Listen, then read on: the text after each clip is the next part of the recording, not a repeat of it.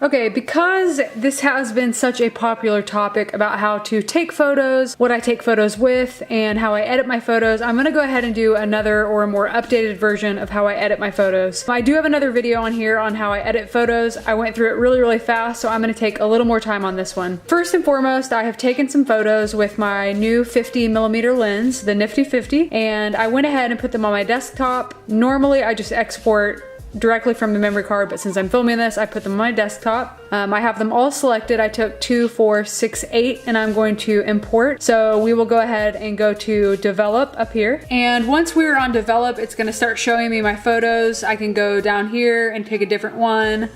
But I'm gonna go ahead and just do this first one.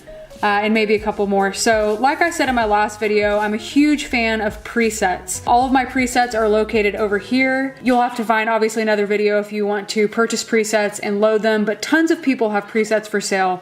There's also a ton of free presets, which I have some located over here, but mainly the ones I like to use, like I mentioned in my last video, is Peter McKinnon. Most recently purchased his, I believe it's the fall preset pack.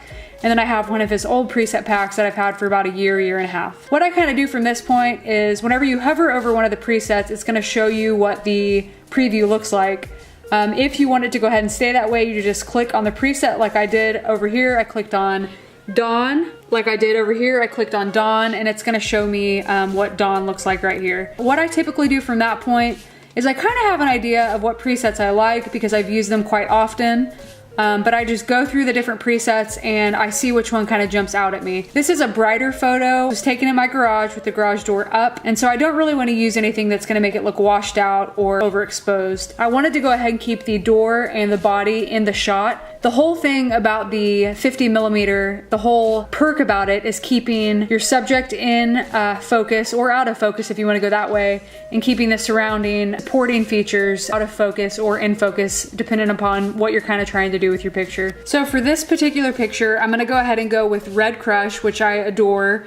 It takes the red of the wood grain steering wheel and also the red of the car and makes it pop a little bit more. I probably will do some things with this in Photoshop, which I'll show you after I edit some more pictures. And then here's a picture I did of the front headlight. So front headlight, I definitely do want to edit. I could go with that, which is gonna get it the real Candy Crush.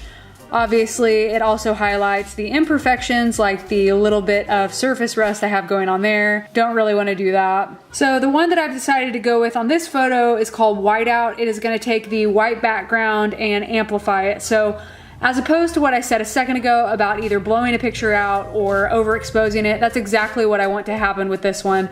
I want to kind of give it a Polaroid look, which this actually does.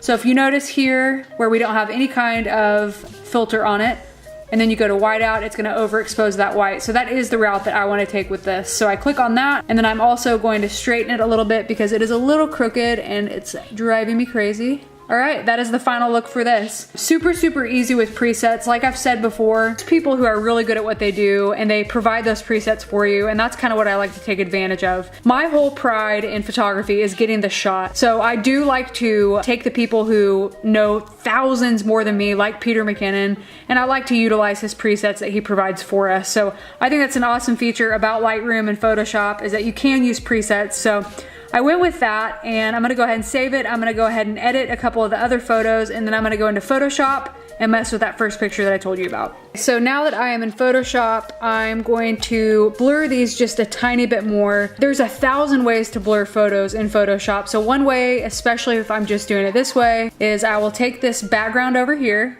right over here, and I will add a layer by clicking that button right there. If you hover over it, it's gonna end up saying create a new layer. Once I do that, I'm gonna go to the magnetic tool up here, and I'm just gonna copy, see. The bad thing about this is you can really mess it up.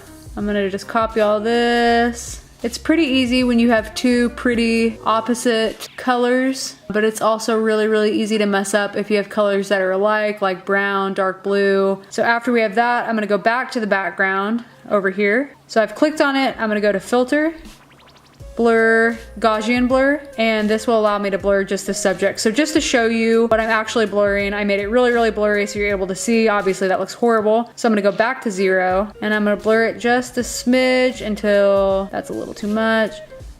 I'm gonna stop at about 3.1. Now that I've done that, I'm gonna go ahead and do this side as well.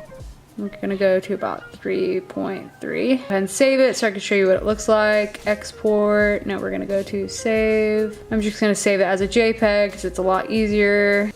And here is the final picture. And focus. Here's a little side by side of the before and the after. So the reds pop a lot. This area over here is a little bit more blurred than the original, and that is how I edit photos.